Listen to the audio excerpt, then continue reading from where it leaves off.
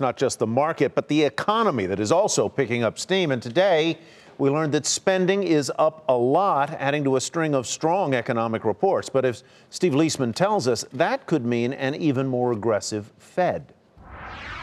For retailers, it was a very, very Merry Christmas. Based on government data reported Friday, the National Retail Federation estimates that holiday spending surged 5.5% for the best season since 2010. We saw from the Thanksgiving weekend, it was very clear the consumer was back and that retailers were in a good place to respond to the consumer demand. And I think that just carried through most of the season. Online sales showed the strongest growth, with combined November and December revenue in the category that includes e-retailers hitting a record $110 billion. That's up almost $13 billion from last year.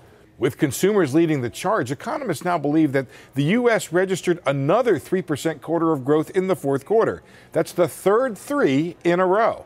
The U.S. is not only benefiting from domestic growth, but overseas economies are helping as well. We are seeing a synchronized global growth period, which is really quite rare, and I think that's one of the key offsets of why both the market in the U.S. and markets globally are doing so well. The one downside, markets now are beginning to believe the Federal Reserve may hike rates 3 times this year. And Dallas Fed President Robert Kaplan said perhaps more than 3. My base case is still that we should increase rates 3 times this year.